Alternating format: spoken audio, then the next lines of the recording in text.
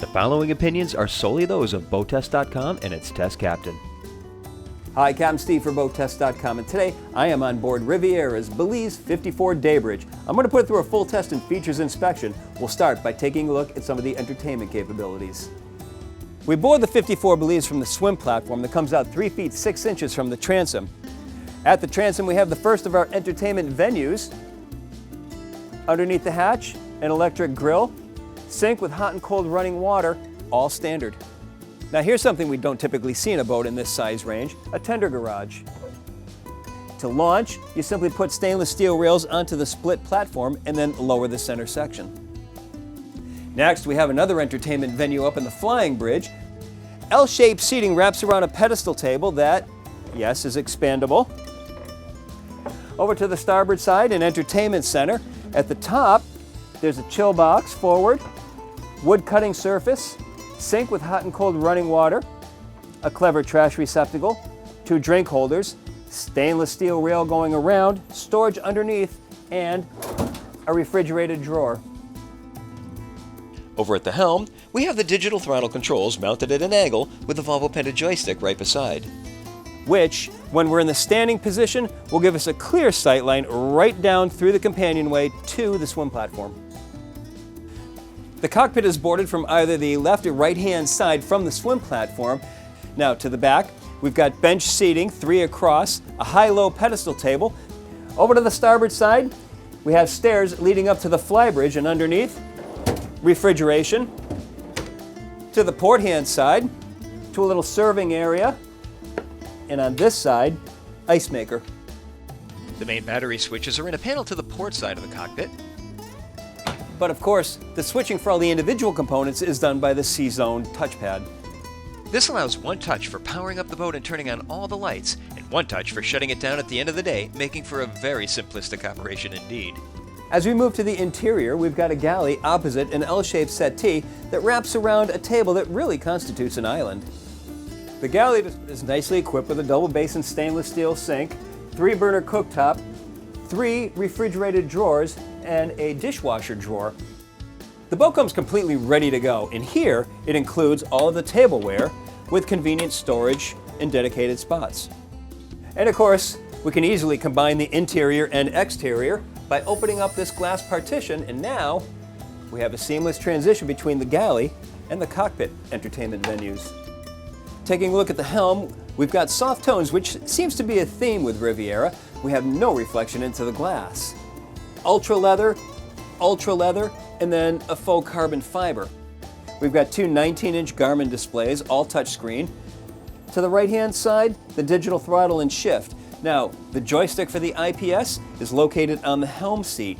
That's because this one includes joystick steering. If joystick steering wasn't selected as an option, then the joystick would be mounted forward so that you could be standing at this position and have a clear view of the stern. To the starboard side, we've got 3 across seating plus an aft-facing seat, so there's plenty of company joining the captain at the helm. And yes, the captain's got to step out so that the people can get into these seats, but it's a small price to pay for having so much company while the captain's operating the boat. Now let's take a look at the lower accommodations, this time through a curved companionway, which allows plenty of natural light into that lower deck. At the bottom of the stairs, we have a dayhead immediately to port. This has a private entrance to the forward stateroom. To starboard, there's a stateroom with over-under berths, and then all the way aft is the full-beam master stateroom. Now this forward stateroom, the VIP stateroom, has an overhead height of 6 feet 10 inches. The berth measures 6 feet 10 inches by 5 feet. Take a look over here. We have a vanity with a swing-out stool. Now let's take a look at the guest stateroom to starboard. 6 feet 11 inches of headroom, overhead skylight, 2 berths over-under, both lined with ultra leather, plenty of storage below and in front. Now the master stateroom, full beam, and of course it has varying geometry overhead. To the port-hand side, there's a small settee with a vanity just adjacent. Hull side window with an opening port light. We have the master head, and this, like the other head, includes a full walk-in shower, Corian counters, and a vessel sink. Long hull side window again with an opening port light. So that's our look at the basic layout, but what continues to impress me with the Riviera line is its fit and finish. Let's take a look at some of the examples here. The table is all cut from a single piece of wood, so there are no interruptions to the grain, but we do have contrast edging all the way around, and notice how we've got tongue and groove to secure that to the table. Notice perfectly straight lines to the joinery work. No need to use caulking anywhere to fix any mistakes because there just aren't any. Contrasting materials in all the solid core doors. So let's get her on the water and see how she performs. The first thing we notice is that the Belize line carries with it a more traditional look of the old Downeasters, but as we've seen from looking at her features, she still has modern touches throughout. She's got a length overall of 54 feet 1 inch, a beam of 16 feet 6 inches, and a draft of 3 feet 6 inches.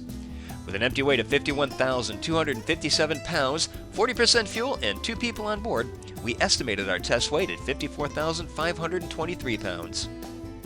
With the IPS 950s doing the heavy work, we reached a top speed of 33 knots while burning 76 gallons per hour. That translates into a range of 247.8 nautical miles. Best economy seemed to come in at 1750 RPM and 19.5 knots. That brought the fuel burn down to 30 gallons per hour and the range up to just over 370 nautical miles while still holding back a 10% reserve. As for her handling, she is every bit the lady. The grace and elegance that we saw in her features translate directly into her handling characteristics underway. She takes waves with a docile feel, and we couldn't get any pounding regardless of how we hit the seas. Something along this class is all about entertaining and keeping her guests comfortable, and in that, the 54 delivers. Her blue water heritage also shines through in the way that we couldn't seem to come up with any adverse effects to her handling characteristics. With that said, she's also more comfortable gliding along at cruise rather than pushing her for best speed. She can handle it, but why bother? Relax and enjoy the ride. It's about the trip rather than the destination. Of course, as with any pod-driven boat, she makes short work of any docking situation. With joystick functionality, anyone considering a transition from a smaller boat should have no qualms about whether they can handle her around the dock. Overall, this is one very classy boat that not only looks good, she takes good care of her guests, both from a comfort standpoint as well as her amenities, regardless of whether they're spending the night aboard or just a day. So that's my full test and features inspection of the Belize 54 Daybridge from Riviera. For BoatTEST.com, I'm Captain Steve. We'll see you on the water.